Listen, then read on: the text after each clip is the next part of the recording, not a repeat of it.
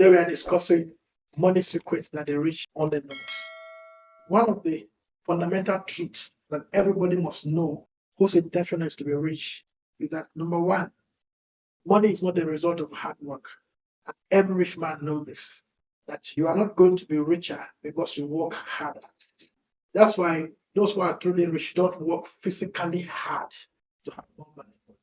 To be rich, it is important that you know that there are only two major resources that everybody starts with, everybody has. Only two major resources.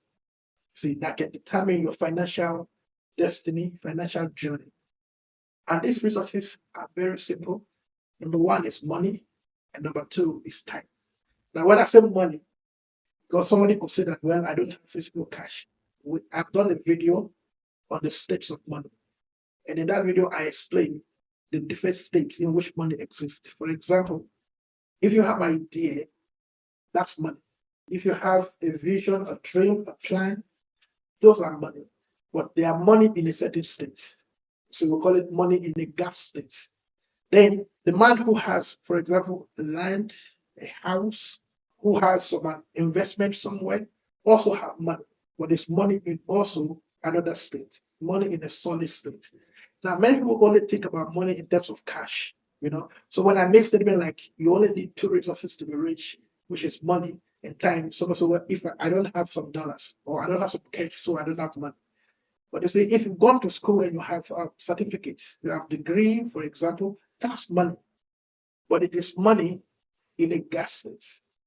See, so every human being has money. There's something about you that is money. Just that it may not be money in liquid form. See, it may not be cash, but you have money. So that's number one thing that everybody knows, that if you're going to be rich, you need to know that you have some kind of money somewhere, somehow, maybe some state somehow. And the second thing is time. Now you see, when it comes to wealth and money, how to understand the two major resources that is required to determine or to make money or generate more money. It is imperative that we know that if you don't have a lot of money, and this is where the game of finance is played. If you don't have a lot of money, whatever states, if you don't have a lot of money, then it is important then that you leverage on time. See, if you don't have money, then you must leverage your time, because these are the two main factors that make people rich, and those who are rich for a very long time, if you understand them. So think about, for example, in 1973, a company started.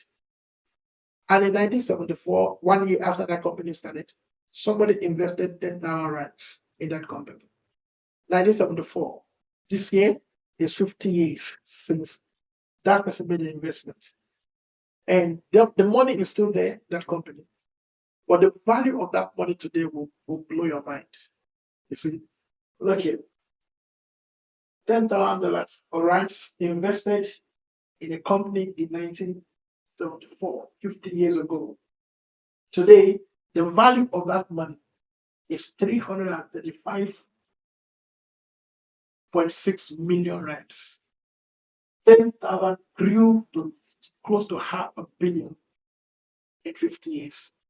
Now, you see, if you look at 10,000 rands, of course, depending on your level, that's not a very big amount of money. It's a very small amount. In today's economy, 10,000 rands is a small amount of money. It's about $500, which is about 500,000 naira if you're in Nigeria.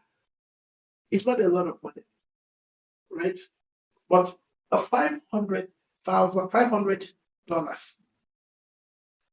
let me use US dollars, $500 invested in 1974, 50 years ago, is now worth around about 16 million US dollars today. So you see, what has happened here is that even though $10,000 may not be a lot of money, with time, it became a lot of money. So you see, the rich know that if you don't have volume, a lot of money that you can invest in something to generate huge return over a short period, then you play the game of time. by investing the little you have and give it time to grow. You know, Africa, many Africans are victim of what we call generational poverty. You see, the poverty of the African child actually started from the great, great, great, great grandfather because those who went ahead of us did not have or understand the way the game of finance is played. Imagine if a father puts away 10,000 rands or $500 for the child 50 years ago.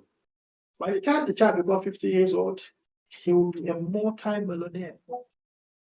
See, in dollars, in rands, in naira, I think in naira he'll be a billionaire, multi-billionaire. So now that you're here, it is important that also now that you're here, you understand the way this game is played so that you can disrupt a system that has been against us for a long time. Think about, for example, if you take a 10,000 rand today or 500 US dollars today, which is not a lot of money, right? It's still not a lot of money in our today economy. If you take that amount of money and invest it in maybe a unit trust or any kind of investment that gives you maybe a 10% interest return on investment, and you invest it for 100 years, you will make the investment today and leave it for 100 years. In 100 years' time, that money will be worth over 200 million rands or 10 million US dollars, somewhere there. Imagine if we increase that money to 100,000 rands or 5,000 US dollars, maybe for 100 years, you're talking about over 2 billion rands or over $100 million. Now, what has happened is this: without little investment, you have projected your family into future, into prosperity in the future. You may not be there. You see, take for example, family like the Rothschild. You know, you've heard about the Rothschild family. It is estimated that that family today is worth about 1.2 trillion US dollars. Now, the Rothschild, the man who brought wealth to this family, died centuries ago. But the wealth that he generated and the formula he used, the game he played, the family generations after him has to benefiting from that game he played. You know, another example, the Rockefeller, it is estimated they are worth about 10.2 billion US dollars today. The Rockefeller, the father, actually passed over 100 years ago. Yet his family is still among the richest family on the planet today. So, you know, I find that most people are selfish, you know, and when they think about life, they are thinking only stop with them. You see, it stop with them. So when we talk about money, we only work to satisfy our need, our immediate need, and some by extension they will think of their family, the children they give birth to now. You see, there's a scripture I like. That scripture says that a good man leaves an inheritance for his children's children. See, so it's an inheritance that's projected into the future. If you think beyond yourself, you'll be amazed that you can do something today that will secure your family's financial destiny for centuries to come. So imagine I invested 10,000 rands, you know, which I know in 100 years will be over 211 million rands, and then put together a nice will or what I call it, family policy, something like that. A nice document that define how the future generation should relate to that money and make it write that document in such a way that it is impossible for anyone or any generation to finish the money. And guess what? That 10,000 rands you can invest today can be there for 1,000 years, producing wealth continuously. You know, it will be hard for you to hear that, for example, somebody from a Rothschild went to the church and they are, you know, and they said that he's a victim of generational curses. You know, those things are only heard among poor people. Generational curses, the people have 1.2 billion that is on their name that they are spending. You can attack them to generational curses. You see, but the Bible talks about generational blessing. And this is one of the reasons why I'm doing this video. Because you see, in your time, you may not become a billionaire. Probably you don't have that much time anymore to play the game of time to become a billionaire. Like, you know, someone like Warren Buffett played. it was, said that he started investing his investment journey at the age of 11. So think about it. Warren Buffett started investing at 11 years, and it took him about 40, 40 something years to become a billionaire because he made his first $1 billion at 55. Well, he started at 11. So he had time. See, his major resource was time. He had time. And for over 40, 44 years, somewhere thereabouts, he was able to move from whatever amount he started with to invest to $1 billion. And like I shared in one of the videos, today he's worth over 130 billion, 93 years. So from 55 to 93, he has been able to amass over 129 billion US dollars. As much as it's, we call him investment guru, of the modern time, as much as he's a skilled investor, his major resource was time. He had enough time to play this game.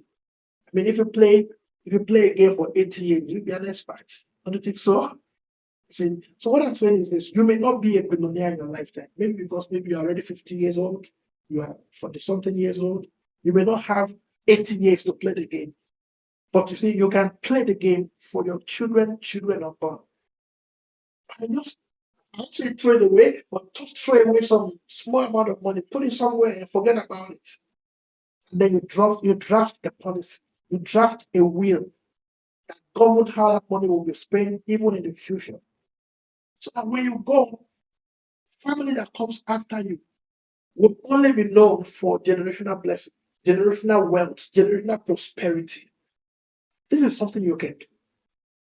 This is something you can do. So plan to start a new thing in your lineage, a new thing in your family, in the generation that comes after you. Plan to start a new thing. This is what the rich knows. Like I said, money secret only the rich knows. They know that if you're talking about money, it's not how hard you work, it's how smart, how intelligent you are with the little that you have. If you have $10 million, great. You can invest it obviously in some major things and get a quick return. Make even $1 million, $2 or more million on it in a short amount of time. Now, in that case, what you're doing is you're playing money game. You see, what you're playing with is actually money.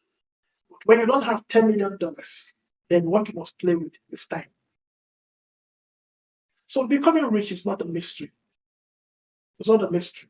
It's just understanding how money works and then be willing to play it in a disciplined way. I don't mean you put the money there and then after 40 years go and click money. That's what I'm talking about, in a disciplined way.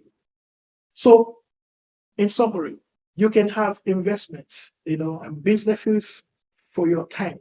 Investment, what I mean by that is you invest some money and this money is you are, expecting to use it in your time.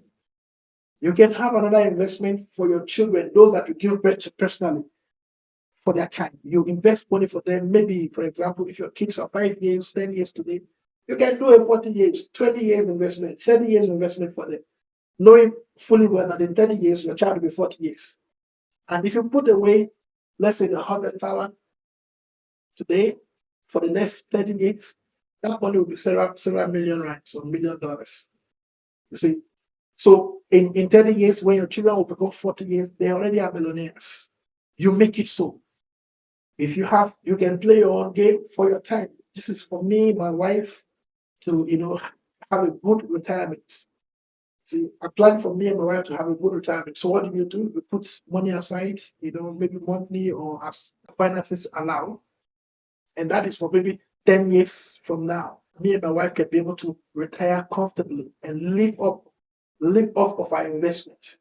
So you have three major investments that everyone who truly want to generate wealth that outlive it must make.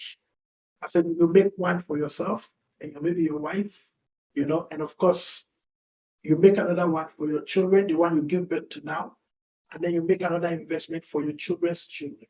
See, and if you start early, you will not need to do to put a huge amount of money on the ground. The little you put on the ground can multiply over time. That is the power of compound effects. You see, that's the power of compound effects. So think, let's be that generation that projects wealth into the future, that brings about generational prosperity, and not leave generational curses for our children's children. You see, today, someone said, what is the cause of the problem? And they trace it back to grandfather and said, grandfather was, did this, and it's a generational curse. They should trace back and say, where did the wealth of this family start from?